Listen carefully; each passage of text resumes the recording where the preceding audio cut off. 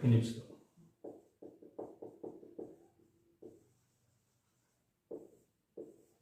Okay.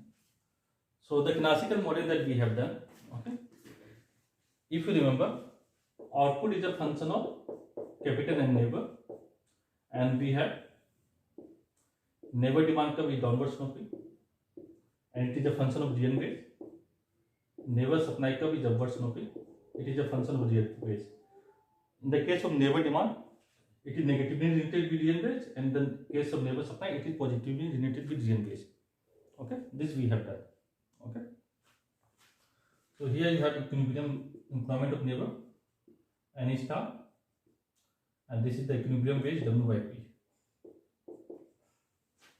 Then you have your production function. Okay, here you write output neighbor, here you write number of neighbor forces that you have. Okay, since employment is determined in the neighbor market, you get N star. Based on that, you know how much you are going to produce, pi star. Okay, then I have drawn 45-degree line, and in both axes I have taken output, so that I can map this output in the vertical axis to horizontal axis. So I map this output in the vertical axis to horizontal axis. Okay, so that I can depict this output in the py space. This is my output neighbor Y star. In the classical case, we have talked about long run. Okay, long run aggregate supply. So in this way, we have tried long run aggregate supply. Okay, this we have done many times. I just recapitulate for you people. Okay, and demand, aggregate demand, you know that. Okay, it is derived from the quantity theory of money equation, and V equal to Py. Demand, you know that it is inverse relationship between price and output, price and quantity. Okay, so velocity, as I discussed in the beginning of the lecture, is determined by institutional factor or payment habit. Given the money stock, okay, what we will see, there is an inverse relationship between price and output, and it will be rectangular hyperbola. Area under this curve remain the same because this is constant. Okay, this is your aggregate demand curve. Okay, based on the stock money, this is the price level. Okay, so this we all have done. Okay, now when I am talking about Phillips curve, okay, I have said that Phillips, William Phillips, one minute, let me check it. Okay, William Phillips has looked at the empirical data of UK economy from 1861 to 1957. Okay, and he has looked at rate of change in money weight and unemployment rate, and he has found that there is an inverse relationship between rate of change of money weight and unemployment rate. Okay, now what happened in 1970s? Okay, there is a stagnation. Okay, so when you have stagnation, what happened? Unemployment is high, because stagnation means there is a recession in the economy. When there is a recession, unemployment will be high. Inflation means inflation in the economy. There is high inflation. Okay, so this empirical study that Phillips has taken, where there is an inverse relationship between inflation, wage inflation, and unemployment rate. Say when unemployment decreases and inflation increases, okay, breakdown. Okay, when we have this relationship, okay, it means that policymaker can use policy, say monetary policy, okay, in order to reduce unemployment, okay, but they has a trade-off in terms of little bit high inflation. Okay, but in the 70s we find that both are rising. That means we don't have this relationship exist.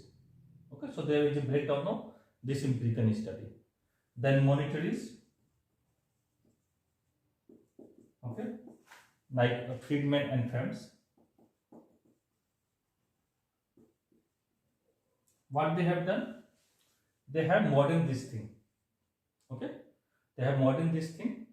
They have looked at this Phillips argument. Okay, and they have developed the simplified model that we have done. Okay, where wage inflation is negatively related with your unemployment, And in the process, they have developed natural rate of unemployment concept.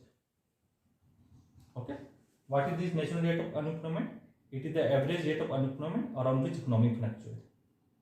Okay, after that, okay, they want to look at inflation in the economy aspect. Okay, that is what we are concerned with. Okay, so they have converted this wage inflation equation, okay, into inflation expectation augmented Phillips curve. Augmented Phillips curve. Okay, and here we have seen that, okay, your unemployment depend not only on current inflation but on expected inflation. Unemployment in the economy not only depend on current inflation but on expected inflation. Okay, now before I move and discuss about on this thing, okay, let me place the argument, okay, of adaptive expectation. So here, when Friedman is giving the modeling, okay, about inflation expected augmented Phillips curve, okay, he talk about that worker and firm, okay, bargain, okay, over particular price level. So they expect certain price level when they are determining nominal wage over a contract period. Okay, and they have taken adaptive expectation. In the case of adaptive expectation, okay, how the expectation will form? Okay, it will form based on the past experience. Okay, because by definition, adaptive expectation means, okay, how we will form expectation about the future based on our past experience. So my expected price, okay, will be equal to what price prevailed in the last year. Okay. Based on that, I will form my expectation about future price. This is the expectation they have taken. Now look at this model that we have. Okay. Suppose we start. This is the price level that is prevailing in the economy. P. Okay. Say in 2019. 2019. This P is the price level. Say 5 rupee. Wage is 100. If you want to keep the number, keep number in mind. Okay. So 100 divided by 5, 20. 20 is your real wage, actual command of a commodity. Okay. This is the never supply. Okay. Based on this price level and this wage rate, and this is the neighbor demand based on this wage rate and this price level. Okay. So this is the equilibrium wage rate. This is the equilibrium employment, and based on that, this is the full employment output. Okay. Full employment output we have written here. Now, in the next period, okay, what they will expect? They will expect that this price level will prevail. Say in 2020, they will expect that this price level of 5 rupee, okay, or inflation rate of 5%, whatever, will prevail. Okay, so their expectation is that price level will be this one, last period, 2019. We can write 2019. Okay, if expectation is realized, this is what I have talked. Okay, if this expectation is realized, what will happen? Never demand will remain same, never supply will remain same. Okay, then you are producing full employment output. Then your actual unemployment will remain at your natural rate of unemployment. There will be no change. This aspect I have talked about. Okay, suppose there is an increase in money supply. Okay, because monetary is talking about what? It is the increase in money, okay, in the economy that is creating inflation. Okay, if there is an increase in money supply, what will happen? Because Friedman, what he has done, he has also restated the quantity theory of money. Okay, the quantity I have done here. He has restated the quantity theory of money. So let's use the quantity theory of money. What is quantity theory of money? MV equal to PY. Okay, so this is given velocity is given. Okay, output is at full employment. For the time being, take it at full employment. Okay. Now, if the quantity of money increases, what will happen? Price level must increase in proportion. Everyone agree? Yes, no?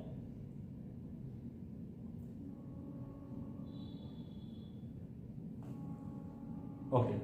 Price level will increase in proportion. Okay. Now, so what happened is that in 2020, okay, government has increased the money supply. in 2019, government has not taken any decision. It had not changed the money supply. Whatever be the money stock money in 2018, it maintained in 2019. But in 2020, government has increased the stock of money. Okay. So my current inflation is more than expected inflation. First, let me shift the demand curve. Okay, that we agree that demand curve will shift because price never has increased. Say from P to P1. Okay. So my current inflation is P1. My expected inflation is P. Okay. I am repeating again. My current inflation is based on price level P1, and my expected inflation is P. P1 is greater than P. Okay. Now, since I have already contracted with the neighbor, okay, how much wage I am going to pay them? W over P. Okay. Now this P is what? Is my expected price level. Okay. This P you can write neighbor demand W by P. Because this is the price level, okay, or price level of 2019, okay, that I have expected that it will prevail in 2020. Since I am putting dynamic aspect, okay, in the static framework so that you can understand. Okay, so this is what price level I want to prevail in 2020. So my neighbor demand will be based on my expected real rates in the period 2020. Okay, because I will expect that government will not change their policy in 2020. Okay, similarly here also neighbor supply will be based on expected real rates. Okay, if there is no change in government policy, there will be no change in aggregate demand. Then my P1 will be equal to P, both will be same. Okay, now look here. Now this is what, okay, we expect, but in the economy what happened? Actual price level is more. Then firm would like to produce more. Why firm would like to produce more? What firm are paying? Firm are paying W by P to worker. Okay, but actually the price level in the economy is P1. Price level in the economy is P1. This is equal to W over P. Okay, so the firms are paying less wages to worker. Can you everyone?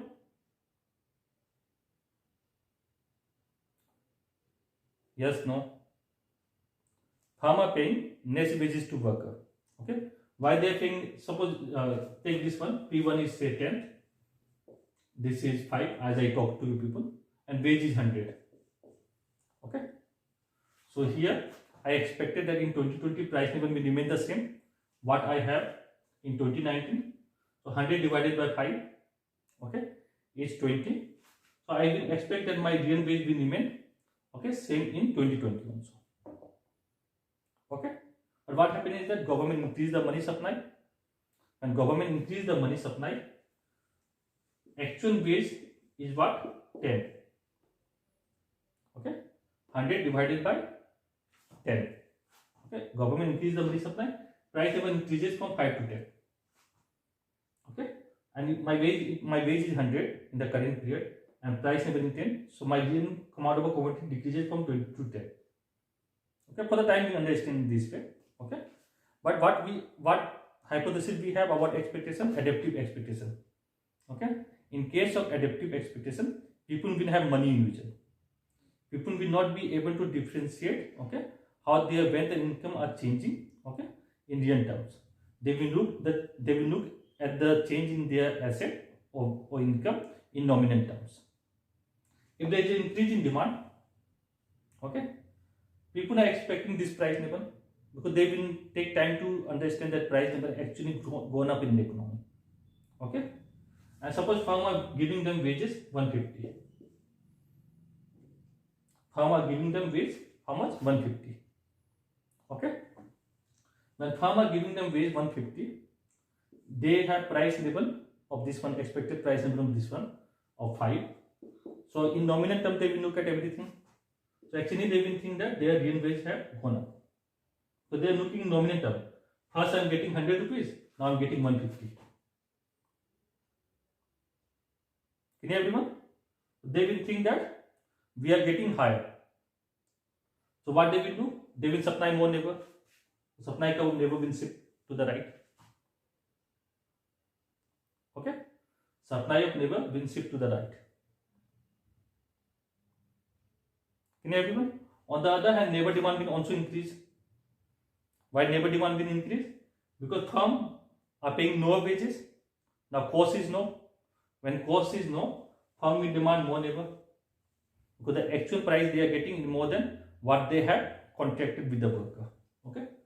So temporarily your output will increase here because employment will increase temporarily above N star. Okay. So output will increase above Y star. Output can increase above Y star temporarily. Okay. So when your output increase above Y star temporarily, what will happen? Unemployment will come down below your natural rate of unemployment.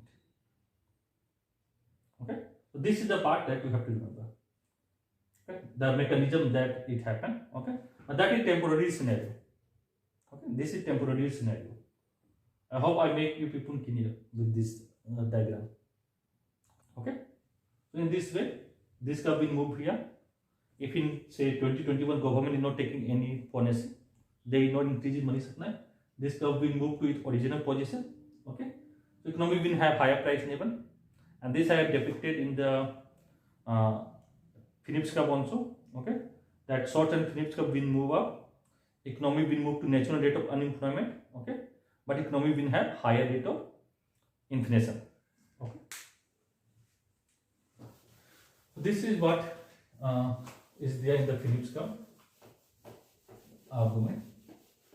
Now in the examination, okay, what they can ask. Okay, let me draw that down. This is what I am saying. So long run Phillips curve. Okay, this is your natural rate of unemployment. Okay, this is your short run Phillips curve. Here you have unemployment percentage. Here you have inflation percentage. Okay. So in the short term, okay, there is an unemployment rate. Okay, that will not accelerate your inflation. If inflation is 3%, it will remain that. Okay, narrow is something like that we have discussed. Okay, so if you have unemployment rate of say 6%, that we look at a historical data. Okay, that is not accelerating inflation. Okay, if inflation is 3%, it will remain there. If there is a deviation in unemployment, okay, then it can accelerate or decelerate inflation. Depending upon it is higher, it will decelerate. If it is lower, it will accelerate inflation. Okay. So what I have said is that if unemployment, this let me write U star, is below your natural rate, like I have told you people. Okay. What will happen when unemployment is below natural rate? In that case, inflation will be higher. Okay. When inflation will be higher, how much is the inflation? Inflation is higher in the economy. You will need from shorter supply curve, say 5%. Okay. So in the next period, okay, when I am forming my expectation, this is current inflation 5%. Okay. Previous inflation is 3%. Okay. So my expectation will be that inflation will be 3% in the current period. But actual inflation is 5% in this example. So I will expect that my inflation will be 5%. Okay. Since I revise my expectation, this Phillips curve will shift up. Okay. So in this way, we get locus of combination of short-run Phillips curve and drive long-run Phillips curve. Now, this is from the background perspective. Now, what they can ask in